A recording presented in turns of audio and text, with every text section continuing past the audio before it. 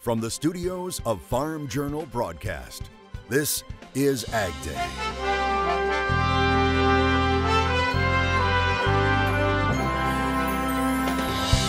Coming up on AgDay. I have been struggling with anxiety for a while now. A dose of farm sense about stress on the farm and the effect on mental health. You want to have your soil health and soil in perfect shape before the race starts. The champions of yield let you in on a few of their secrets. In our top story, we're seeing more hopeful signs a trade deal could soon come with China. AgDay, presented by the all-new Chevy Silverado, the strongest, most advanced Silverado ever.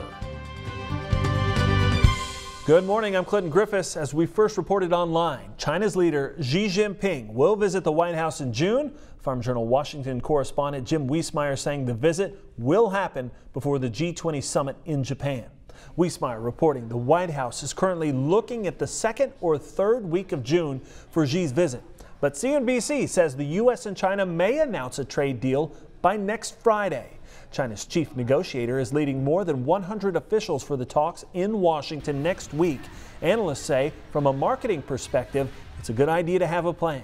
Market volatility can be viewed with fear or opportunity, and market volatility should be viewed as opportunity, but it's managing that opportunity. For example, if we were to get a trade deal signed with China and a shot in the arm pop in the market, if you will, how are you going to manage that opportunity? You really need to have your game plan laid out ahead of time, because if you try and make big decisions on the move when the markets are moving, it can be challenging.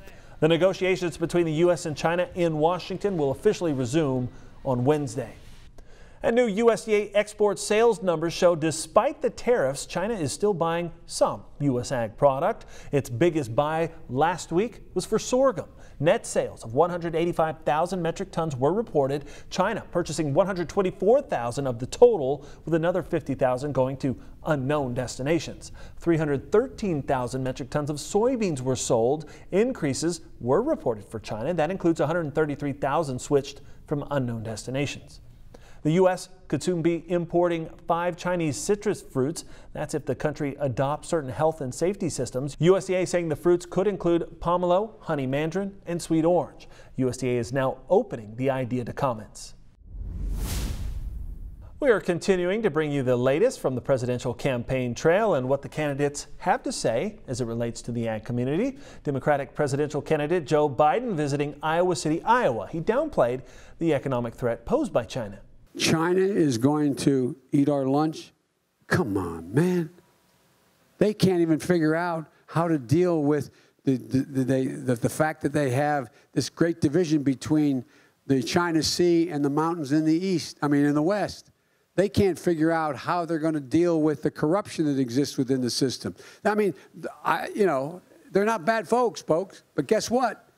They're not competition for us. Fellow Democratic presidential candidate Bernie Sanders took to Twitter in response saying, quote, "It's wrong to pretend that China isn't one of our major economic competitors," end quote. American companies will soon be exporting liquefied natural gas to Europe. U.S. Secretary of Energy Rick Perry signing 2 authorizations in Brussels. If American gas was not in the market today, what do you think you would be paying for that Russian molecule of gas? It would be substantially, I would suggest to you, probably twice as high. So U.S.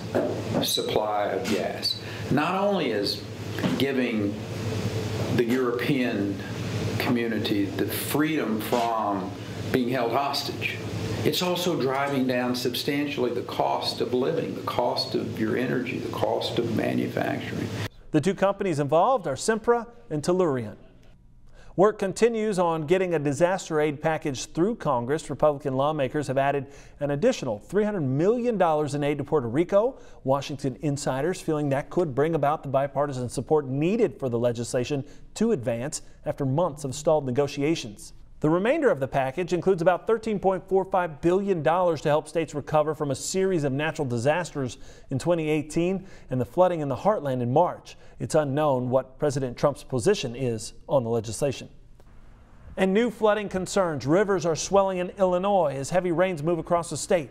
Weather Service forecasters say as much as 3 inches of rain fell in 48 hours in some areas. Mark Miller sharing this video with us of flooded fields in central Illinois. Major and moderate flooding was reported along some rivers in Illinois, including the Mississippi, DuPage, Des Plaines, Green, and Fox rivers. And if it's not rain, it's snow. Meteorologist Mike Hoffman has more. Today's crop comments. Mike. That's right, Clinton, a mixed bag of weather in portions of the country. Eric Keetle of Lincoln, Nebraska, sharing this picture. Eric tweeting, quote, "Wishing this picture wasn't taken in May. Certainly not something producers want to see this time of the year." Now, checking out the wind speed forecast, this is kind of good news. There's not a lot of wind across the country. A little bit this afternoon in the northern plains. A little bit down along the Rio Grande, but you can see by tomorrow morning almost nobody's seeing much wind, so great spraying conditions across most of the country. We will see more wind in the northern plains and a little bit in the Mississippi Valley, lower Mississippi Valley, as we head through tomorrow afternoon. I'll have more in your forecast coming up. Here are some hometown temps first. Introducing Farm Journal TV, on demand 24/7. AgDay, Machinery Pete TV. U.S. Farm Report on your phone and tablet. Download the Farm Journal TV mobile app today. Well, still to come on AgDay, we look beyond grain growing at opportunities in the markets for end users. And later, weathering the stressful times in farming, some farm sense about the importance of mental health.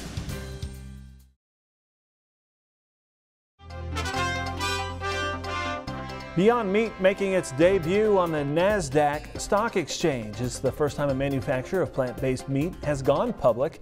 The California-based company makes burgers and sausages out of pea protein and other ingredients. It raised about $240 million, selling 9.6 million shares at $25 per share. That values the company at about $1.5 billion. Now it sells to 30,000 grocery stores, restaurants, and schools in the U.S. and abroad. Corn and soybeans in the red again on Thursday, but wheat surged on news that wet weather may damage soft red wheat yield potential. Here's an update from the CME.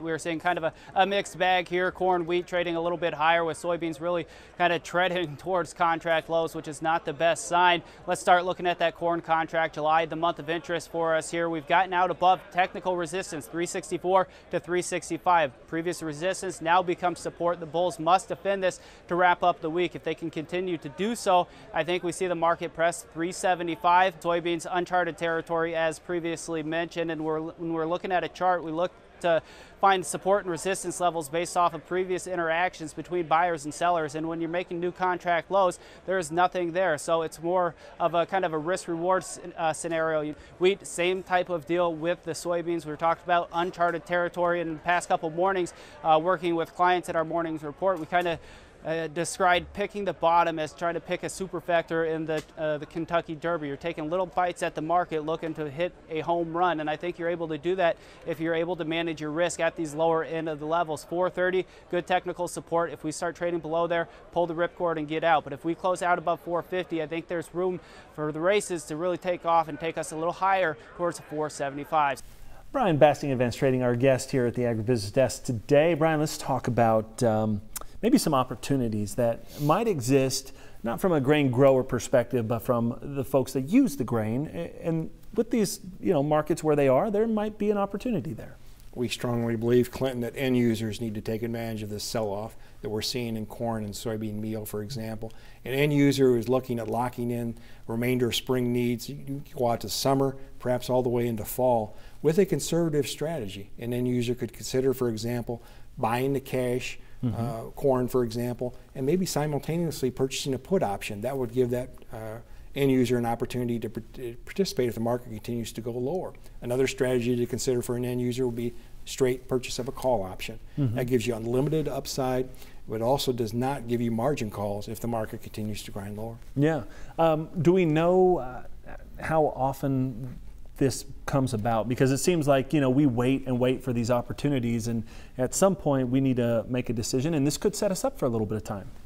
I think the best way to look at it, Clinton, is to say, we've got a lot of unknowns going into the growing season that's just started here. From an end user standpoint, look at those risks. From the end user, again, standpoint, the risk would be higher prices, and that would be some type of structural problem with the 2019 crops, planting, growing season, whatever the case may be. So I think the time is now to act if you're an end user. Go ahead, get something done, see if we can't make some sales and protect this price. I think they get those anticipated purchase needs locked in. All right, well, appreciate it. Thank you, Brian. We'll be back with more AgDay here in just a minute. To talk with Brian one-on-one, call Advanced Trading at 800-664-2314 or head online to advanced-trading.com.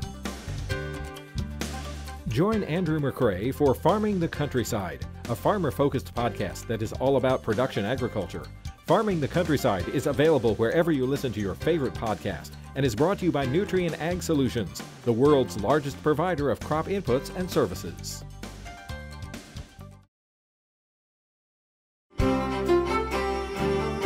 Welcome back to AgDay. Meteorologist Mike Hoffman looking at the drought monitor. And Mike, there's almost not worth showing this map. This is, I mean, traditionally almost nothing. We've never seen it quite like this. I don't believe, and we'll probably never go to zero on this map. But there's only one small area of severe right now, and that small area of severe drought is actually just over the northwestern portions of New Mexico. Even the areas of moderate drought have shrunk in South Texas and shrunk in the southeast over the past couple of weeks. Look at it a month ago, still wasn't bad. This was pretty good, but South Texas and the Four Corner region, parts of New Mexico, we're still seeing some of that severe drought. We've been shrinking that area steadily over the past 3 weeks. You can see 1 week ago, and even since last week, we've taken things down just a little bit in parts of the country. So here's the way things look as we head through the day today. We're going to see a system into the Great Lakes and one developing in New Mexico. Unfortunately, it's not going to bring New Mexico much rain. It's going to be farther east. Putting the maps into motion, you can see how everything kind of moves eastward. High pressure builds across the Great Lakes, drying those folks out for a little while. These are scattered mainly light showers across this cold front, which is weakening across the northern plains. This one's going to become a fairly big rainmaker as it moves eastward, and some severe weather as well in the warm sector of that storm. As we head into Saturday morning, still some showers and thunderstorms. Southern Mississippi Valley, you notice that first northern front kind of falls apart. And then we see just rain from the Ohio River Valley southward. This will be more scattered, obviously, but also kind of heavier in places in parts of the southeast with that system. Northern system has very little moisture with it. Precipitation estimate over the past 24 hours. You can already see some amounts, central Mississippi Valley down into Texas. Adding in the next 36, our computer model, boy, adds up a fair amount. South central Mississippi Valley, southern and eastern Texas, parts of Florida as well, but very light amounts farther north. Snowfall hardly worth showing, but there are some places in the northern Rockies and then across southern Canada going to see snow over the next 36 hours. High temperatures still warm in the southeast. Not too bad across the northern plains, lots of 60s for highs. Lows tonight in the 40s in northern plains, 60s and 70s by the time you get to the Gulf Coast, and really more of the same as we head into the day tomorrow. Here's the jet stream. You can see that trough moving steadily eastward across the country. Then watch what happens as we head into next week. Our computer model now taking a trough to the west, ridge in the east, and holding it for a while. It tried to do that a week ago too, though, and it didn't hold very long. So we'll wait and see on that. That's a look across the country. Now let's take a look at some local forecasts. We head to Idaho City, Idaho. First of all, mostly sunny and very comfortable, high of 65 degrees. Jackson, Mississippi, partly sunny and warm, high up to 85. And Scranton, Pennsylvania, mostly cloudy, an afternoon thunderstorm in many areas, high 67. You've heard about some high yields some farmers are getting out in their fields. Well, coming up, the experts weigh in on how you can make it happen in your field too. Closed captioning is brought to you by BASF. Grow smart with BASF. We create chemistry.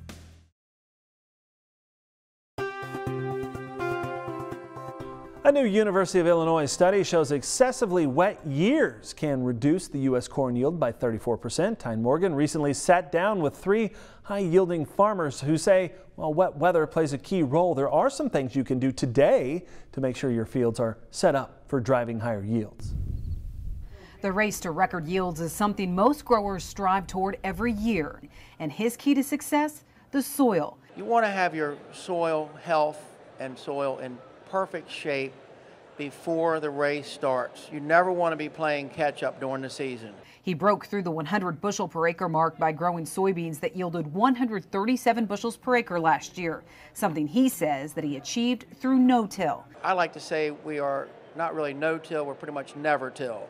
We don't like to work up the ground because, in my opinion, it destroys the microbial, biological action in the soil, and every time you disturb that, some things in the soil have to start all over again. And nurturing the soil and growing organic matter is a path Geneseo farmer Rick Diericks is also on. I like to plant in that 2-4 to 3-1 area. So that's what we tried. Was very happy with it. In 2018, he saw soybean yields top 114 bushels per acre, and he says it starts with the soil. First and utmost, soil fertility.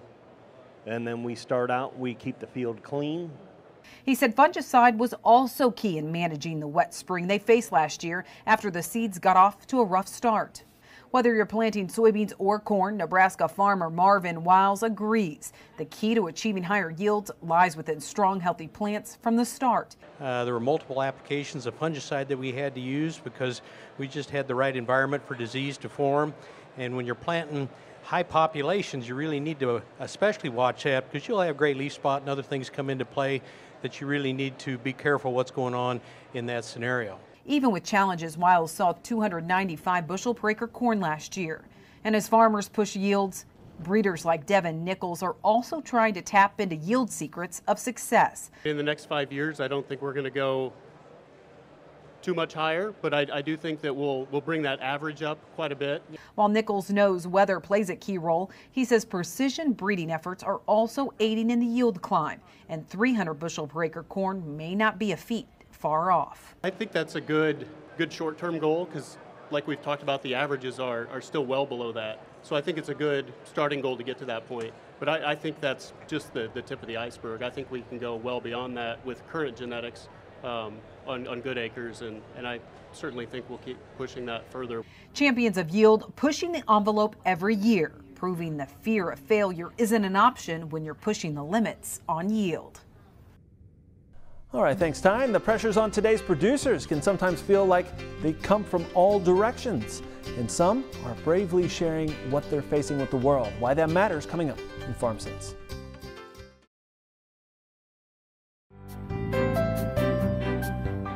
In the Country is powered by Kawasaki. Let the good times roll. There's no doubt it's been a stressful few years in agriculture. This spring isn't exactly helping, with prices stagnant or falling, too much rain, flooding, trade wars, drama in Washington, and the ever-present threat of diseases like African swine fever. It's been a little hard to get comfortable, which is why I think we've seen videos like these. You know, we're not asking to make $1 million. You know, we don't need to be rich. Life isn't about being rich. I've learned that a long time ago. It's not about having money. But when you literally work day in and day out, all the time, for nothing, you gain nothing. We've gained nothing. I have been struggling with anxiety for a while now. You know, agriculture is struggling to be profitable, and we're certainly no different. And as the wheat market gets worse and worse, it gets to be more and more anxiety. I just saw Michelle a few weeks back in Florida at Commodity Classic, always willing to stand out front and be open and honest about her situation. Now, it's hard to hear someone vocalize the frustration and anxiety so many in rural America suffer in silence. Just this week, the American Farm Bureau released a survey they commissioned on the issue of rural stress and mental health. It was taken just last month. 2 in 5 rural adults say stress and mental health have become more of a problem in their community in the past 5 years. 36% say it's gotten worse in the last year. Nearly half of rural adults say they are personally experiencing more mental health challenges than they were a year ago. And it seems to be worse for younger folks ages 18 to 44. A third of rural adults say they have personally sought care for a mental health condition. And if you're a farmer or farm worker, it's 1 in 5. When I asked why, rural adults believe stress, weather, the economy, stigma around mental health, and isolation all have a negative impact on the mental health of farmers. Even this week, unrelated research found it's not just an issue in rural places. 1 in 4 people in the U.S. say they don't feel that they have anyone to confide in. Now, I won't pretend to be a therapist or counselor. There are great people working in that profession. I will say that if this research tells me anything, it's that you aren't alone. Even in the most remote of places, there are others dealing with the same thoughts, stresses, and uncertainties. Maybe knowing that helps or encourages you to seek out a friend, a professional, or a family member, someone you can be real honest with, who's willing to listen, to encourage, and to help. There is no better community than the ag community to ask for help. We're great at offering support. So let's cut each other some slack this planting season. Share a smile rather than a harsh word, and see if we can find a way through the uncertainty of another season. That's all the time we have this morning. We're sure glad you tuned in and spent part of your day with us. From all of us here at AgDay, I'm Clinton Griffiths. Have a great day.